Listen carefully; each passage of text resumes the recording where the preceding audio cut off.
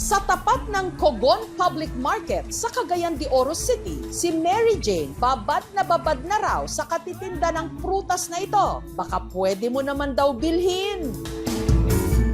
Chupa-chupa fruit, sir. Hoy, ano raw? Ang sarap ng chupa-chupa. Pag ninunguya ko yung chupa-chupa, creamy siya at saka malambot. First time ko po makatikim ng chupa-chupa. Kapag natikman, ayaw mong tigilan. Bago pa kayo maeskandalo, ang inilalako ni Mary Jane ang prutas na ito na pabilog at may makapal na tangkay, kulay brown ang balat at matingkat na kahel o dilaw naman ang laman. Ito raw ang sapote. Hindi nga lang kalasa at kakulay, nung kulay brown na parang tsokolate. Pero ang tawag daw dito ng nakararami rito, medyo bastos. Chupa-chupa fruit, sir. Bakit naman kasi ganon ang tawag niyo sa prutas na ito, Mary Jane? Ang kahulugan ng chupa fruit sa Bisaya, sep-sep. Para raw matikman ang napakatamis nitong katas at laman, kailangan daw itong sipsipin ng sipsipin ng sipsipin. Ang tinda ni Mary Jane nagmula pa raw sa bayan ng Manolo Fortich sa Bukidnon. At para masigurong matamis, si Mary Jane may tip. Kung malambot na siya, hindi na yan matamis, overripe na yan. Iganon mo lang. Yan pwede na. Ganon. Yung matigas, pwede yung gamitan ng kutsilyo. Pag matigas, iganyan lang, 2 hiwa. Na ibibenta raw ito ng 120 pesos kada kilo. Hindi lang daw masarap, masustansya rin. Parang mangga at saka papaya. Mawala ang mga namin, mga sakit namin. Ang chupa-chupa ay mayaman sa fiber at ito rin ay nagtataglay ng vitamin A at meron din siyang carotene, orange pigment siya na nagtataglay ng antioxidant.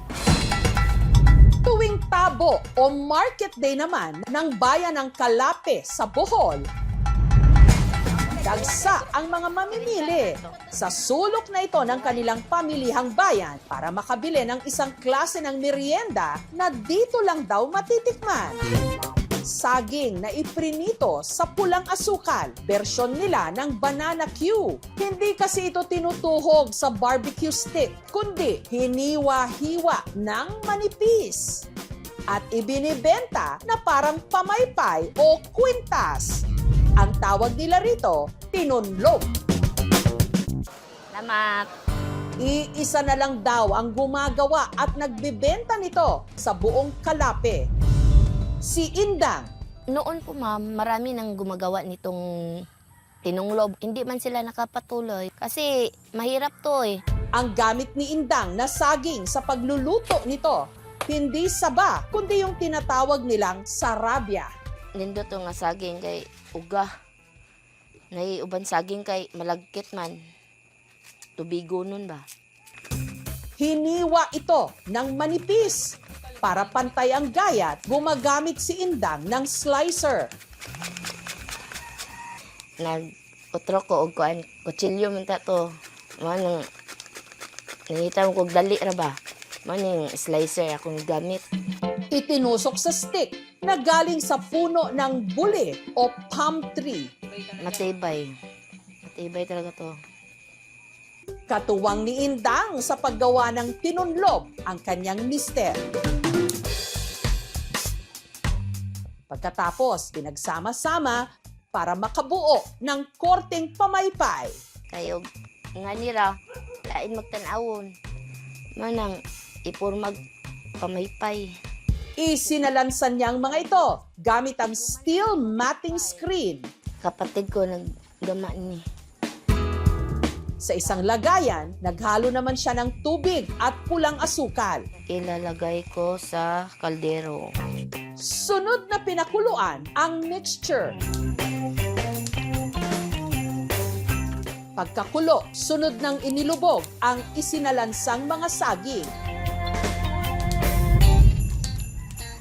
Mag-sticky na ang kuan, ang kamay.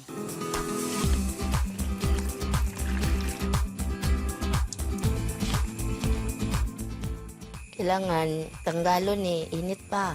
Kaya kung kuan na, di din init, matigas na matanggal.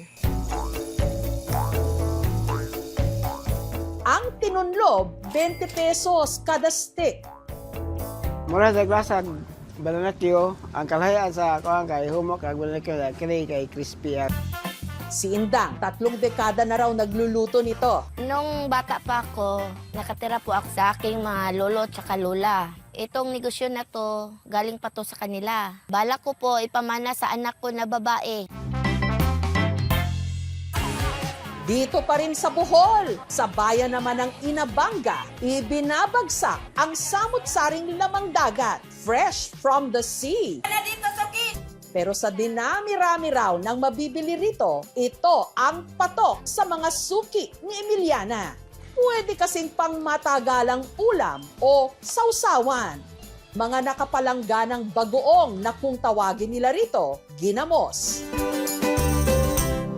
Ang ginamos ng mga tiga-Bohol, gawa raw sa isang klase ng dilis na kung tawagin, bulinaw. Kada Merkulis nga adlaw mo kumpra ko na 15 ka taro, 15 ka balde nga na. Ang mga ibinabagsak na supply ng bulinaw, iniimbak muna ni Emilia sa kanilang garahe. Siguro nga dili siya malangawan mo nang gibutang nako sa plastic, sirado na siya. Magdugang tag-asin ani kay kulang og asin siya mo ni atong punan para dili madaot. Mulungtad na siya og dugay, usa hangtod sa 2 ka buwan.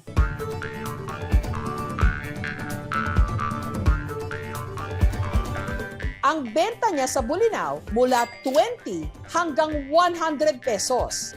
Mantika, bawang o ahos. Ang ginamos na bulinaw, masarap daw igisa. Ilonod ang ato ang ginamos. Halo-halo lang. Pag kinain mo po yung isda, wala po siyang tusok. Tsaka napakalambot din. Ang uban maingon nga ginamos una ra kanang baho. Sa akong panginabuhi, sa ginamos nga bulinaw nakapahuman ko sa akong tulo ka mga anak og eskwela, 2 ka siman og 1 ka IT.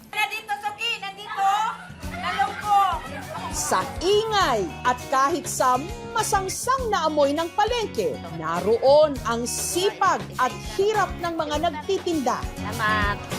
Sa kanilang mga kamay, nakasalalay ang iluluto ni nanay para sa mga pagkaing minana at ipinasa ng mga henerasyon. Dahil ang palengke, ang puso at kusina ng bawat bayan.